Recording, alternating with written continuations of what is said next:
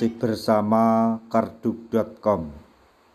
Pada video kali ini kami akan menyampaikan kabar terbaru untuk para tenaga honorer, khususnya yang tidak mendapatkan formasi pada seleksi P3K tahun anggaran 2024,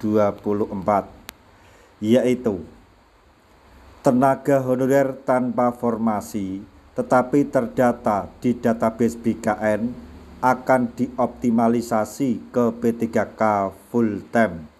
Ini penjelasan dari Ditjen GTK.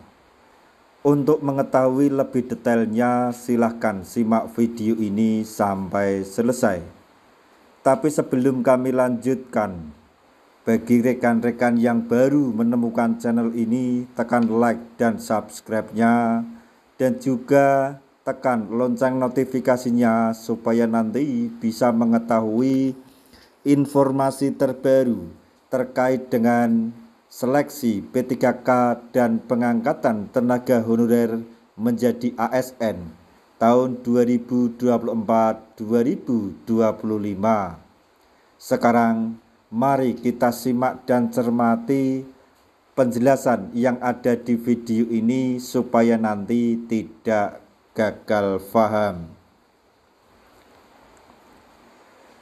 Pemerintah kembali memberikan informasi terbaru terkait seleksi pegawai pemerintah dengan perjanjian kerja atau P3K tahap 1 dan tahap 2 tahun 2024.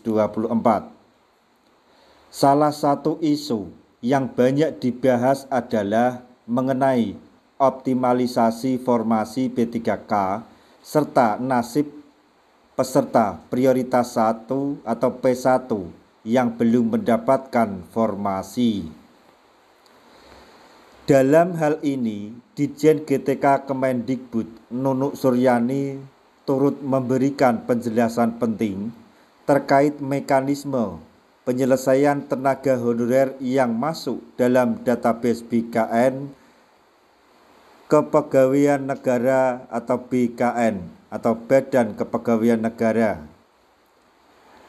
Ditjen GTK Nunuk Suryani menyatakan bahwa tenaga honorer yang sudah ada dalam database BKN atau yang terdaftar di database BKN akan diselesaikan berdasarkan Peraturan Menteri Pan-RB Nomor 348 Tahun 2024. Sementara itu, bagi tenaga honorer yang tidak terdaftar dalam database BKN atau non-database BKN, mekanisme penyelesaiannya masih dalam tahap pembahasan. Guru swasta yang termasuk dalam P1 masih harus menunggu keputusan lebih lanjut, mengingat dalam sistem saat ini hanya tenaga pendidik yang bekerja di sekolah negeri yang masuk dalam daftar prioritas penyelesaian. Oleh karena itu, mereka perlu mempersiapkan diri untuk kemungkinan perubahan kebijakan di masa mendatang. Selanjutnya, nasib honorer P1 dalam seleksi P3K tahun anggaran 2024. Dalam proses seleksi P3K 2024, tidak semua peserta prioritas 1 atau P1 mendapatkan formasi, terutama mereka yang berasal dari guru sekolah swasta. P1 merupakan kategori guru yang telah lulus passing grade sejak tahun 2021, namun masih banyak di antara mereka yang belum memperoleh penempatan. Ketua Forum Guru Lulus Passing Grade Pendidikan Menengah atau FGLPG Eko Nugroho mengungkapkan bahwa banyak guru dengan status R1D atau guru prioritas P1 dari sekolah swasta yang belum mendapatkan kepastian formasi. Bahkan informasi dari beberapa badan kepegawaian daerah atau BKD menyebutkan bahwa R1D tidak termasuk dalam daftar optimalisasi, sehingga menghambat peluang mereka untuk mendapatkan formasi dalam seleksi tahun ini. Meskipun optimalisasi formasi P3K dijadwalkan akan dilakukan setelah seleksi tahap 2 selesai, peluang bagi peserta prioritas P1 masih belum dapat dipastikan.